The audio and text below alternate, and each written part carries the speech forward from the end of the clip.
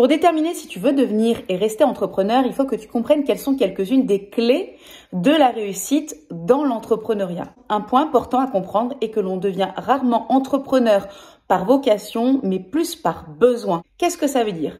La plupart du temps, les gens qui entreprennent le font parce qu'ils ne trouvent pas de possibilité d'exécution de leurs compétences, de leurs talents, de qui ils sont, d'expression de leur personne, autrement que par le biais de l'entrepreneuriat. Si je prends mon propre cas, j'ai créé mon entreprise alors que j'étais en congé parental suite à mon deuxième enfant et j'avais besoin de produire quelque chose et la seule manière de le faire dans ce cadre-là que je découvrais en fait pour la première fois, c'était de créer mon entreprise. Et à partir de cette création, je me suis rendu compte que cette fibre entrepreneuriale était quelque chose qui était très fort en moi.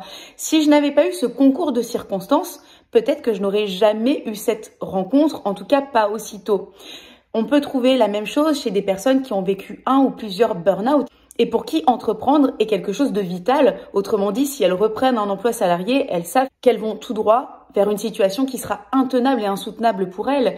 Ou bien des personnes qui ont quelque chose d'unique, d'atypique. C'est souvent le cas des personnes qui m'écoutent, qui ont quelque chose de très particulier, une sensibilité, une forme d'intelligence, de fonctionnement qui sort du lot, qui n'est pas comme tout le monde. Ou bien des femmes avec des enfants, ou des papas aussi avec des enfants, des personnes immigrées, des personnes qui sont dans une situation de chômage, qui ont eu un accident de vie. Ce que je veux que tu comprennes, c'est que entreprendre, c'est quelque chose qui vient des tripes, c'est un besoin. On n'a pas le choix que de faire autrement que d'entreprendre. Et ça peut être pour ton idée, mais comme on l'a vu cette semaine, l'idée à elle seule ne suffit pas. Il faut qu'elle se greffe autour d'un projet.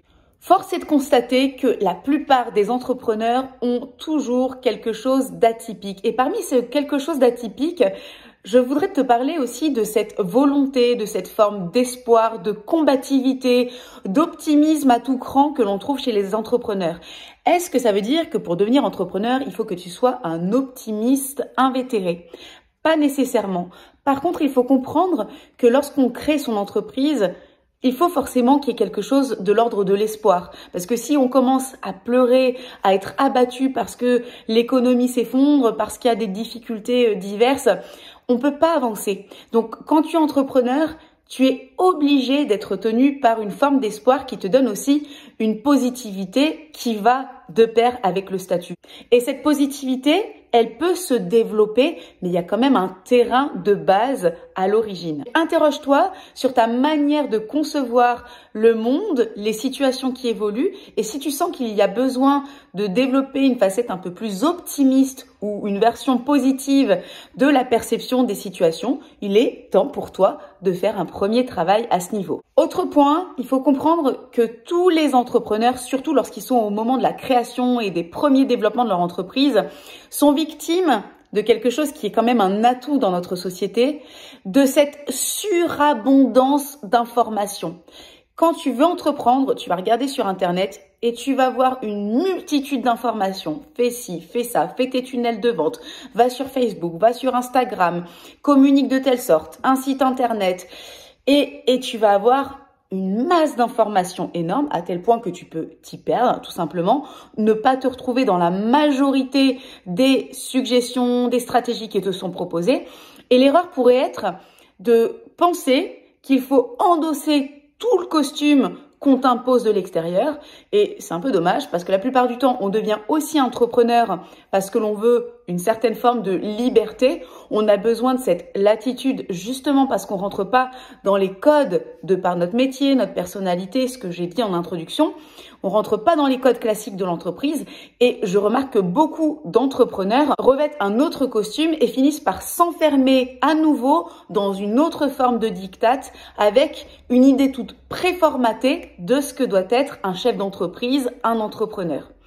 Aujourd'hui, j'ai envie que tu comprennes que les clés de la réussite dans l'entrepreneuriat, c'est justement de commencer à faire sauter certains de ces diktats que tu te mets tout seul, simplement parce que tu dois avoir dans ton idée un concept, une représentation de ce qu'est, de ce que n'est pas, de ce que doit faire un chef d'entreprise, un entrepreneur. Je te prends un exemple. Certains créateurs se mettent une pression parce qu'ils n'ont pas encore leur site internet, parce qu'ils n'ont pas encore leur carte de visite, parce qu'ils ne sont pas présents sur TikTok, parce que.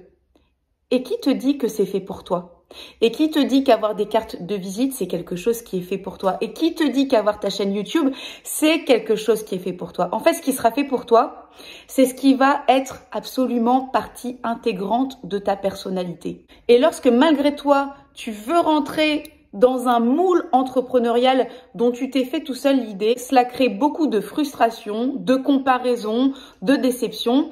Et autant l'inspiration que tu peux tirer de certaines personnes, entrepreneurs ou autres, peut t'élever, autant la comparaison, elle, est un véritable poison. Enfin, parmi les clés que je te délivre aujourd'hui, je veux mettre en avant la corrélation obligatoire qui existe entre ce qui se passe à l'intérieur de toi, ton analyse, ton émotion, qui tu es, et ce qui se passe à l'extérieur.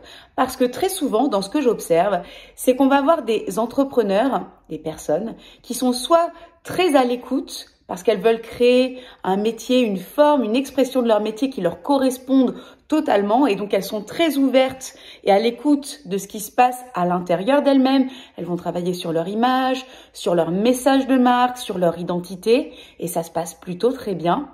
Mais ces personnes-là, très souvent, sont en déconnexion avec ce qui se passe à l'extérieur et manquent de réceptivité sur de potentielles relations, occasions à susciter, clients, prospects à contacter sur le monde extérieur. Inversement, on peut avoir des personnes qui vont être très ouvertes sur le monde, très connectées aux entreprises, aux prospects, aux potentiels clients, au système de réseau, etc. et qui vont être moins centrées sur ce qui se passe en elles et donc moins à l'écoute de leur personnalité et de la meilleure manière d'amener leur message par rapport à qui elles sont.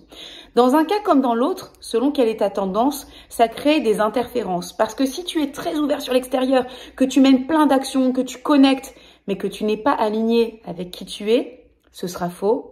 Et ça ne va pas aller très loin. Tu seras dans une énergie très forte, mais qui sonnera faux et tu sauras difficilement définir pourquoi.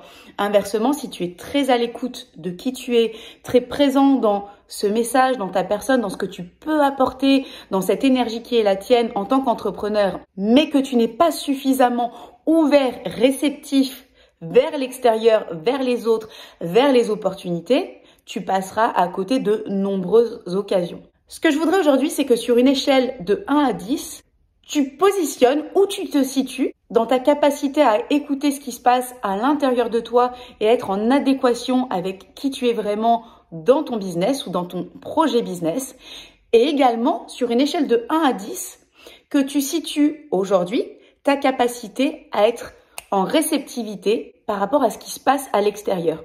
Note spontanément, le but c'est vraiment de faire un état des lieux et de voir comment tu peux gagner 1 point, 2 points dans les deux situations. Et tu verras que plus tu es aligné entre qui tu es et ta réceptivité vers l'extérieur et plus ton projet et ton business vont s'aligner. Ça va jouer aussi sur ton chiffre d'affaires, sur les relations que tu crées. Ça va créer une synergie positive et c'est comme ça que tu grandis dans ton entreprise. Ça se passe sur la chaîne YouTube et le groupe Facebook d'Essence de Marque. Et je te dis à demain pour la prochaine capsule Happy Entrepreneuriat.